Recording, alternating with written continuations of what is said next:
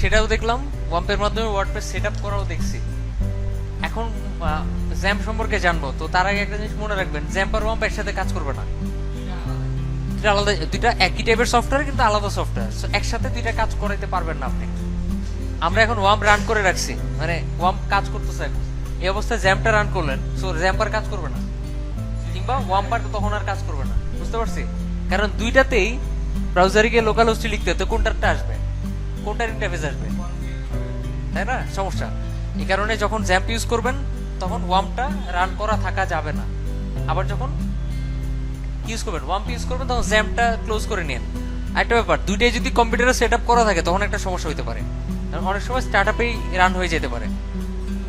তো তারপরেও আপনারা ট্রাই করবেন যে কোনো একটা ইউজ করার জন্য, দুইটাই কম্পিউটারে ইনস্টল করা থাকার কোনো দরকার নেই, যে কোনো একটা ইউজ করবেন।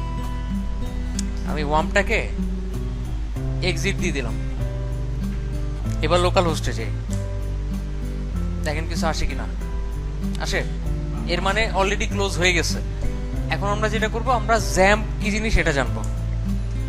জ্যাম্প ওই ওয়াম্পের মতো একটা সফটওয়্যার, যেটা দিয়ে আমরা ওয়ার্ডপ্রেস সেট আপ করতে পারি, পিএইচপি, মাইএসকিউএল, এই টাইপের অনেকগুলো অ্যাপ্লিকেশন একসাথে পাবো, অ্যাপাচি সহ। জ্যাম্প লিখে গুগলে সার্চ দিবেন, দেওয়ার পরে এই যে দেখেন একটা ওয়েবসাইট আসছে, apache-friends.org, পাইছেন? এখানে যাবেন। আমাদের ওয়াম্প জ্যাম্প দুইটার সম্পর্কে ধারণা থাকা উচিত। অনেক সময় দেখবেন ওয়াম্প কাজ করে না, তখন কি করবেন? বাধ্য হয়ে জ্যাম্প ইউজ করতে হবে। জ্যাম্পও তখন ইউজ করতে না পারলে তো সমস্যা। আচ্ছা, এখান থেকে দেখেন জ্যাম্প উইন্ডোজের জন্য ইউজ করা যায়, লিনাক্সের জন্য ওদের ভার্সন আছে, OS X নামে একটা অপারেটিং সিস্টেম আছে, ওটাতেও কাজ করবে। আমরা কোনটা ডাউনলোড করব? উইন্ডোজের জন্য, রাইট? যাই হোক, এটা 145 MB বা তার চাইতে বেশিও হইতে পারে, আমরা অলরেডি ডাউনলোড করছিলাম মনে হয়।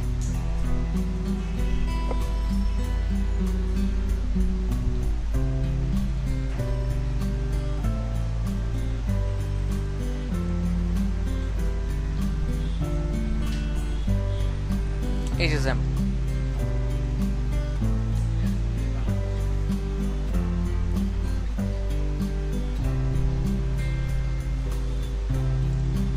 কত? দুটো ভার্সন একই, আচ্ছা যে কোনো একটা কপি করি, আপনাদেরকে দিয়ে দিতেছি। যারা ডাউনলোড করতে চান ওখান থেকে ডাউনলোড করে নিন। বুঝতে পারছি? 5.6.3 দেখেন তো ভার্সন এটা কিনা।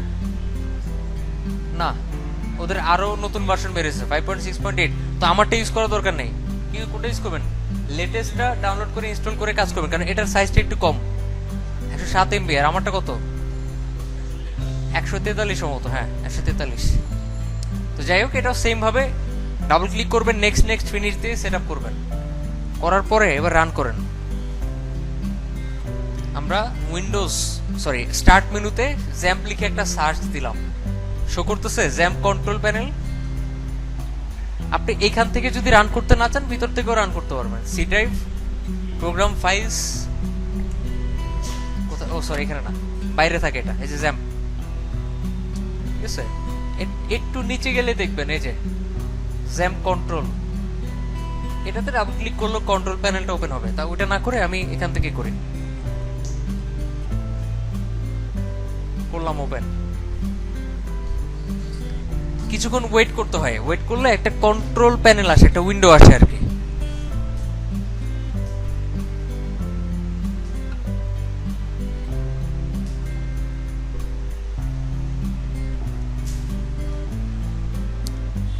আচ্ছা, এই যে দেখতেছি আসছে কন্ট্রোল প্যানেল। আসার পরে একটু দেখেন অ্যাপাচি, মাইএসকিউএল, ফাইলজিলা, মার্কারি, টমক্যাট। আমরা ওয়ার্ডপ্রেসের এনভায়রনমেন্ট তৈরির জন্য শুধু অ্যাপাচি আর মাইএসকিউএল স্টার্ট করলেই চলবে। বুঝতে পারছি? তো এখন লোকাল হোস্ট দিয়ে দেখেন,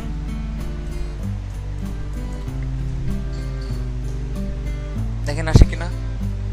আসে। এবার একটা কাজ করেন, অ্যাপাচি স্টার্ট করেন, মাইএসকিউএল স্টার্ট করেন, করে এইবার আরেকবার রিলোড দেন, দেখেন তো আসছে কিনা। বুঝতে পারছি? জ্যাম্পের ইন্টারফেস হচ্ছে এটা। যদি এই পেজটা আসে তাহলে বুঝবেন জ্যাম্প কাজ করতেছে। বুঝতে পারছি?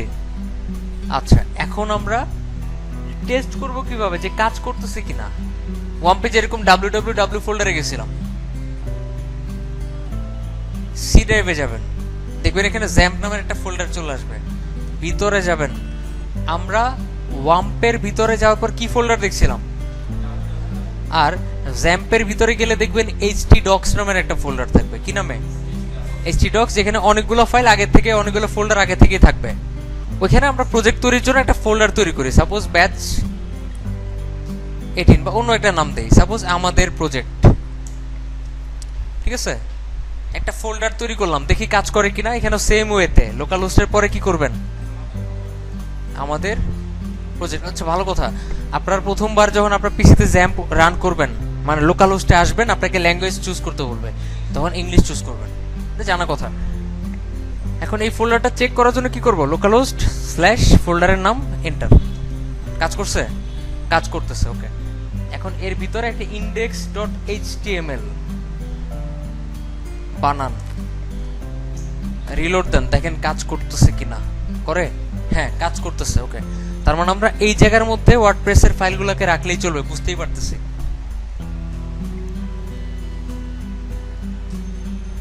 ওয়ার্ডপ্রেসের ফাইলগুলোকে কপি করেন,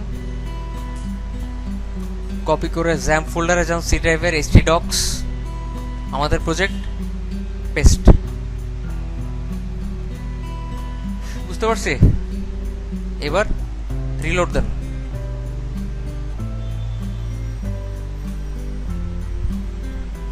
জ্যাম্পটা একটু স্লো, ঠিক আছে, অনেক মাঝে মধ্যে স্লো, মাঝে মধ্যে ফাস্ট, বাট ওয়াম্পটা খুব একটা প্রবলেম করে না। ওয়াম্পের একমাত্র প্রবলেম অন্যান্য সফটওয়্যারের সাথে একটু মারামারি করে মাঝে মধ্যে। আবার মারামারি করে ভালো কথা, যদি জিততো তাও হইতো, হাইরা যায় সবসময়। আচ্ছা, কন্টিনিউতে ক্লিক করেন একটা, আগের মতো, লেটস গো। সো কি লাগবে, আগে যা বানাইছিলাম আর কি, localhost slash php my admin।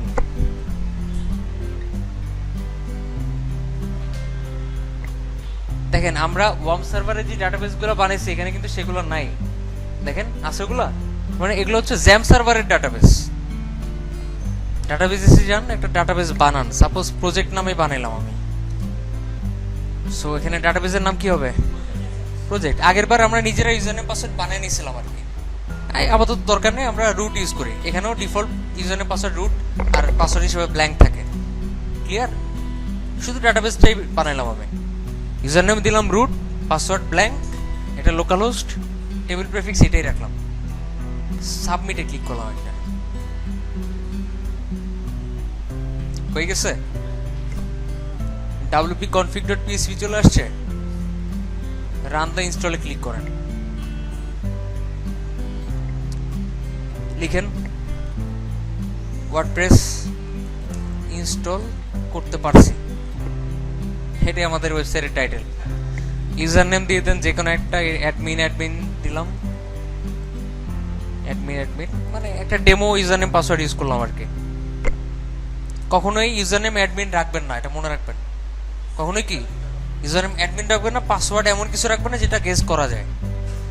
আর এখানে অলওয়েজ একটা জেনুইন ইমেল অ্যাড্রেস রাখবেন, আর এটা অলওয়েজ চেক করে রাখবেন, এটা উঠানোর দরকার নাই, ঠিক আছে? গুড প্র্যাকটিস আর কি। ইনস্টল ওয়ার্ডপ্রেসে ক্লিক করেন। একটা বাচ্চাকে ছোটবেলায় ধরেন 2 বছর 3 বছর, তাকে শেখানো হয় কিভাবে নিজের হাত দিয়ে ভাত খেতে হয়। দরকার আছে কোনো? ওকে তো খাওয়ানোই যায়, বাট কেন নিজের হাতে কেন খাওয়ানো হয়? যাতে সে শিখতে পারে কিভাবে নিজের হাতে খাইতে হয়। তাকে ডাস্টবিনে ময়লা ফেলানো শেখানো হয় কেন? যাতে সচেতন হয়, আস্তে আস্তে এইভাবে হ্যাবিট তৈরি হয়। ব্যাপারটা এরকম, আপনি যদি চিন্তা করেন আরে আমি শর্টকাটলি অ্যাডমিন ইউজ করি, যেমন আমি এইমাত্র করলাম জাস্ট দেখানোর জন্য, ঠিক আছে? কি করলাম, অ্যাডমিন ইউজ করলাম, ইউজার নেম পাসওয়ার্ড। চিন্তা করলাম ওই লাইভ সার্ভারের কাজ করলে অন্য কিছু দিয়ে নিব না, তখন ওই হ্যাবিটটা থেকে যাবে। এর জন্য যা করবেন প্রথম থেকেই করবেন ঠিকঠাক ভাবে, যা শিখবেন প্রথম থেকে ঠিকঠাক ভাবে শিখবেন। লগ ইনে ক্লিক করেন, অ্যাডমিন দিলাম।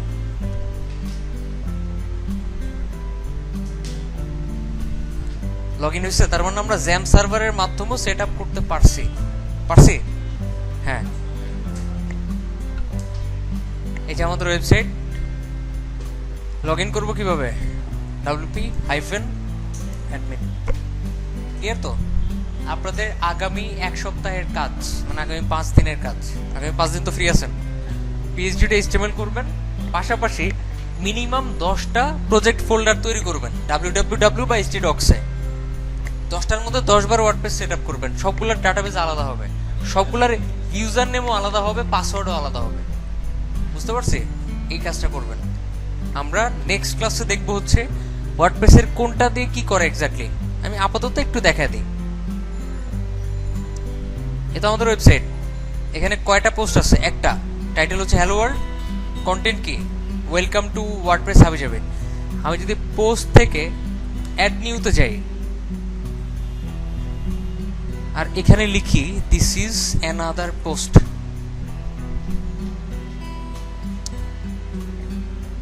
এখানে যদি কন্টেন্ট দিয়ে দিই, সাপোজ কিছু কন্টেন্ট সেট করি,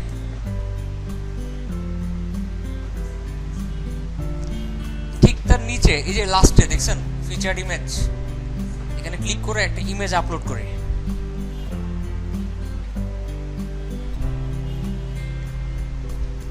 একটা ইমেজ আপলোড করলাম, করে সেট ফিচার্ড ইমেজে ক্লিক করলাম, পাবলিশ করলাম, করে এবার আমাদের ওয়েবসাইটটা ব্রাউজ করি, লোরেম ইপসাম আমাদের প্রজেক্ট। দেখেন তো কয়টা পোস্ট এখানে? 2টা। বুঝতে পারছি কন্টেন্ট ম্যানেজমেন্ট বলতে কি বোঝায়? ওয়েবসাইটে যেসব কন্টেন্ট আছে এগুলোকে ম্যানেজ করা। ক্লিয়ার? ওয়ার্ডপ্রেসের মাধ্যমে সেটা খুব ইজিলি করা যায়। যে পোস্ট দিলাম অটো চলে আসছে এখানে। বুঝতে পারছি?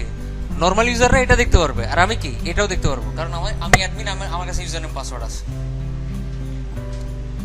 আচ্ছা, ওয়ার্ডপ্রেসের এই ড্যাশবোর্ডের এই জিনিসগুলো আপনারা ঘাটাঘাটি করে দেখতে পারেন, কোথায় কি আছে, কিভাবে কি করলে কি হয়। মানে ওই এক্স্যাক্টলি ওয়ার্ডপ্রেস শেখার কিছু না বলা যায়।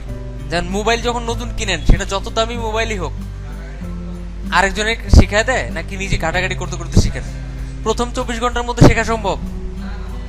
অনেক সময় লাগে, কিন্তু মজা লাগে। কিন্তু ঘাটা বাইর করতে এটা মজা লাগাইতে হবে। এটা মোবাইলের মতোই, এখানে শেখানোর কিছু নাই, সব খুঁজে বাইর করতে হবে। কিছু জিনিস আছে যেগুলো সহজে খেয়াল করবেন না, ঠিক আছে? আমি দেখাইলে তখন ওগুলোও খেয়াল করবেন। আপাতত ঘাটাঘাটি করে দেখতে পারেন কোথায় কি আছে, কোনটা দিলে কি হয়। ক্লিয়ার? এটা আপনাদের প্র্যাকটিসের মধ্যেই পড়বে আর কি, আগামী 5 দিনের প্র্যাকটিস। আরেকটা বিষয় একটু আগে থেকে জানাই দিই, যেটা আমি আগামী কয়েকটা ক্লাসেও বলবো। ওয়ার্ডপ্রেস শিখতেছেন, HTML পারেন না, CSS পারেন না, দূর হন। আপনার জন্য ওয়ার্ডপ্রেস না, ঠিক আছে? HTML CSS পারেন, কিন্তু কোনো ওয়েবসাইট ডিজাইন করতে পারেন না, আপনার জন্যও না, ঠিক আছে? আপনি ওয়ার্ডপ্রেস শিখতেছেন কিন্তু HTML CSS পারেন না, সো আপনার জন্য ওয়ার্ডপ্রেস না আসলে। কারণ আমাদের এখানে নরমাল ইনস্টল করতে না হয় ওয়ার্ডপ্রেস HTML CSS লাগবে না। ভালো লেভেলের কাজগুলো করতে গেলে HTML CSS ঠিকই লাগবে। ভালো কথা, এখানে অনেক কিছু আছে যেগুলোতে HTML CSS না বুঝলে বুঝবেন না। এই জন্য আপনাদের HTML CSS টা ভালো মতো দেখাইছি। আর জাভাস্ক্রিপ্ট, jQuery, PHP এগুলোও দেখাবো যখন আমরা ডেভেলপমেন্টে যাব। বুঝতে পারছি? যখন ডেভেলপমেন্টে যাব, এখনো ডেভেলপমেন্টে আসি নাই পুরোপুরি। আপনি HTML CSS পারেন, নিজেরে বুঝায় ফেলছেন আমি HTML CSS পারি, কিন্তু কোনো কাজ দিলে করতে পারবেন না HTML CSS দিয়ে। আপনার জন্য না। আগে HTML CSS ভালোভাবে শেষ করেন, তারপরে কি আপনি HTML CSS পারেন কিনা এটা টেস্ট করার উপায়। আপনাকে একটা ট্যাগ দেওয়া হলো P, ঠিক আছে? ভিতরে কিছু একটা কন্টেন্ট আছে, এর আরেকটা ট্যাগ দেওয়া হলো। আমি বলি নাই পাশাপাশি লিখতে হবে, বা ডানে লেখা যাবে না, নিচে লেখা যাবে না, উপরে লেখা যাবে না, এগুলো বলি নাই কিছু, ঠিক আছে? এটাও বলি নাই যে মনে করেন যে আগে পরে ওই যে HTML এর হেড বডি এগুলো ইউজ করা যাবে না, কোনো রেস্ট্রিকশন দিলাম না। একটাই রেস্ট্রিকশন, পিতে কোনো CSS ইউজ করা যাবে না এই ট্যাগের মধ্যে। এর মাঝখানে কিছু অ্যাড করা যাবে না, আর কি এই ট্যাগে কোনো CSS অ্যাড করা যাবে না। এখানে মনে করেন একটা ইমেজ আছে, আপনাকে কোনো ট্যাগ এখানে ইনক্লুড করা যাবে না, ঠিক আছে? এগুলার আগে পরে কোনো ট্যাগ ইনক্লুড করা যাবে না। এখানে এই দুইটা ট্যাগ ইউজ করতে হবে, আর IMG ট্যাগের মধ্যে আপনাকে CSS ইউজ করতে হবে। ইনলাইনে করেন আর এক্সটার্নালি করেন। যারা ইনলাইন এক্সটার্নাল বুঝেন না তাদের জন্য তো আর এটা না, যারা বুঝেন আর কি, বা যারা সিএসএস পারেন, শুধু আইএমজি ট্যাগের মধ্যে সিএসএস ইউজ করে এই ইমেজটাকে এই কন্টেন্টের ডানে আনতে হবে এরকম।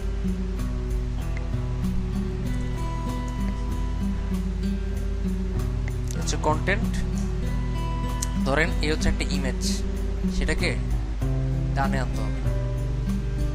এটাতে কোনো সিএসএস অ্যাপ্লাই করা যাবে না, ইভেন অন্য কোনো ট্যাগও এখানে ইনক্লুড করা যাবে না, এই পি ট্যাগের মধ্যে অন্য কিছু অ্যাড করা যাবে না। আপনি খালি কি করবেন, এই আইএমজি ট্যাগের মধ্যে সিএসএস লিখবেন বা সিএসএস অ্যাপ্লাই করবেন, করে ডানে আনতে হবে। এখানে আরো কিছু রেস্ট্রিকশন দিয়ে দিলাম, পজিশন ইউজ করা যাবে না, কারণ পজিশন দিয়ে যেখানে খুশি সেখানে নেওয়া যায়, সো পজিশন ইউজ করা যাবে না। ক্লিয়ার? যদি করতে পারেন তখনই বিলিভ করবেন আমি আসলে সিএসএস সামান্য হলেও পারি, কারণ এটা বেসিকের যেতেও বেসিক। ক্লিয়ার? করে দেখেন, ট্রাই করে দেখেন। আমি বলে দিছি অলরেডি, বা আমি ক্লাসে দেখাইছি অলরেডি, সো ওটা আপনাদের জন্য না। যারা ভিডিওটা দেখবে পরবর্তীতে অন্য কোনো ব্যাচের স্টুডেন্টরা, বা যদি এমন কেউ কালেক্ট করে সিএসএস সিস্টেমের না শিখে ওয়ার্ডপ্রেসে চলে আসছে, তাদের জন্য বললাম।